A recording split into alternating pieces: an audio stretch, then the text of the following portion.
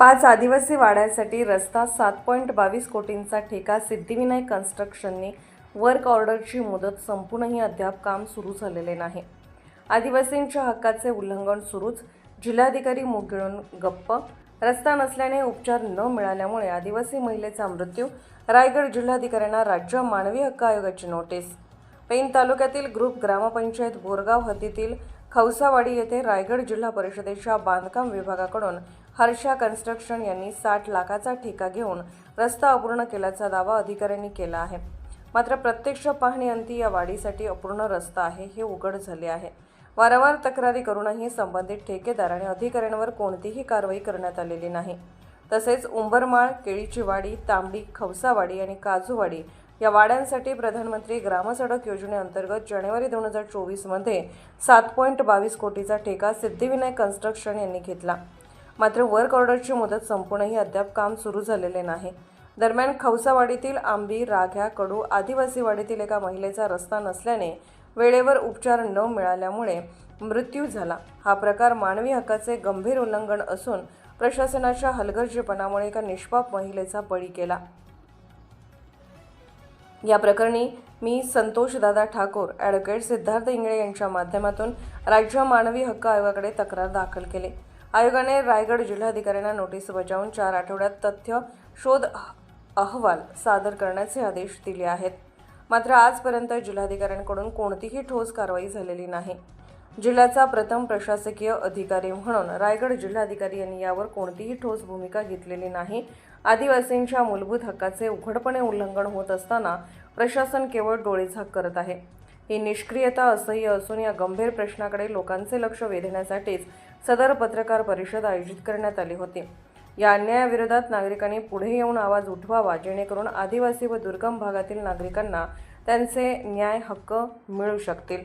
पत्रकार परिषदेतील उपस्थिती संतोष ठाकूर, सामाजिक कार्यकर्ते, ग्रामसंवर्धन सामाजिक संस्था, ॲडव्होकेट सिद्धार्थ इंगळे, ॲडव्होकेट विकास शिंदे, नंदकुमार पवार, 5 वाड्यातील ग्रामस्थ प्रतिनिधी यशवंत खाकर, सुनील वाघमारे, काल्या कडू, गीता वाघमारे, पल्लवी खाकर, ग्रामसंवर्धन सामाजिक संस्थेचे राजेश रसाळ, सचिन पाटील यांच्यासह आदिवासी महिला, पुरुष या पत्रकार परिषदेत उपस्थित होते।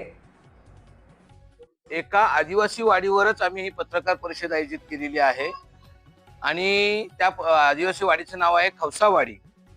पेण तालुक्यामधील बोरगाव ग्रामपंचायत हद्दीमध्ये 5 आदिवासी वाड्या येतात। ह्या 5 आदिवासी वाड्यांमध्ये उंबरमाळ, केळीची वाडी, त्याच्यानंतर तांबडी, खवसावाडी आणि काजूवाडी अशा ह्या 5 वाड्या आहेत। दुर्दैवाची गोष्ट की आजपासून 2 वर्षापर्यंत ह्या वाड्या सुद्धा कुठल्याही ग्रामपंचायतीला कुठेही जोडलेल्या नव्हत्या। अशा परिस्थितीत जेव्हा मोर्चे आंदोलन केली आणि ते मोर्चे आंदोलन केल्यानंतर ह्या आदिवासी जेव्हा प्रकाश म्हणजे अधिवेशनामध्ये प्रश्नही उचलला गेला की अशी ही जी गोष्ट आहे ही सत्य आहे का, तर त्यानंतर इथल्या स्थानिक प्रतिनिधींनी उत्तर किंवा प्रशासकीय अधिकाऱ्यांनी उत्तरही दिलं, होय, ह्या आदिवासी वाड्यांमध्ये कुठेही कोणालाही ग्रामपंचायत किंवा मतदानाचा हक्क नव्हता। इथपर्यंतची हिस्ट्री झाल्यानंतर मग शासनाची धडपड सुरू झाली आणि मग ह्या वाड्या 1-1.5 वर्षापूर्वी बोरगाव ग्रामपंचायतीला जोडल्या गेल्या आणि त्याच्यानंतर पहिल्यांदा इलेक्शन झालं आणि पहिल्यांदा या लोकांनी ग्रामपंचायतीला मतदान केलं। ते मतदान केल्यानंतर ह्या वाड्यांच्या समस्या समोर आल्या। त्या समस्यांमध्ये रस्ता, पाणी आणि विजेचं सुद्धा म्हणजे आहे, पण ती म्हणजे आठवड्यातून 2 दिवस असते, 5 दिवस नसते। अशा परिस्थितीमध्ये जेव्हा आम्ही प्रशासनासोबत संपर्क केला, संवाद साधण्याचा प्रयत्न केला, त्यावेळेस ह्या म्हणजे वाड्यांच्या विकासासाठी निधीही आला आणि विशेष करून निधी रस्त्यांसाठी आला। त्या रस्त्यांमध्ये सगळ्यात पहिला खवसावाडीसाठीचा रस्ता हा 60 लाखाचा रस्ता आला। 185 मीटर लांबीचा हा रस्ता होता। ज्या चढणीवर मुद्दाहून तुम्ही जिथून आला त्या चढणीवर, त्या चढणीपासून ते इथपर्यंत असा तो रस्ता होता। मी सुनील यशवंत वाघमारे, गेल्या 2 वर्षापासून आम्ही आमच्या विकास कामांचा पाठपुरावा करतोय। भरपूर म्हणजे एक 5-6 मोर्चा आंदोलने झाल्यानंतर आमच्या वाट्याला रस्ते आणि पाण्याचे जलजीवन मिशन सुविधा या ठिकाणी आम्हाला देण्यात आली. परंतु आज आपण पाहताय की या रस्त्याला 60 लाख रुपये निधी मंजूर असताना सुद्धा एकही दगड या रस्त्याला दिसला नाही आपल्याला. आणि जर विचार केला तर फक्त 60 लाखामध्ये फक्त कटिंग केले आणि ती जी कटिंग झाली ती सुद्धा इतकी कटिंग घाणेरडी आहे की त्या रस्त्याने साधी बाईक सुद्धा आपल्याला घेऊन येता येत नाही.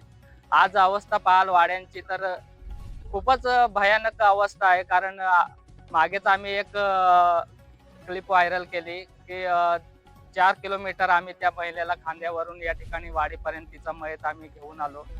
इतकं जर करून सुद्धा सरकारला किंवा कोणत्याही यंत्रणेला जाग येत नसेल तर यासारखं दुर्दैव आमचं नसेल असं आम्हाला वाटतंय.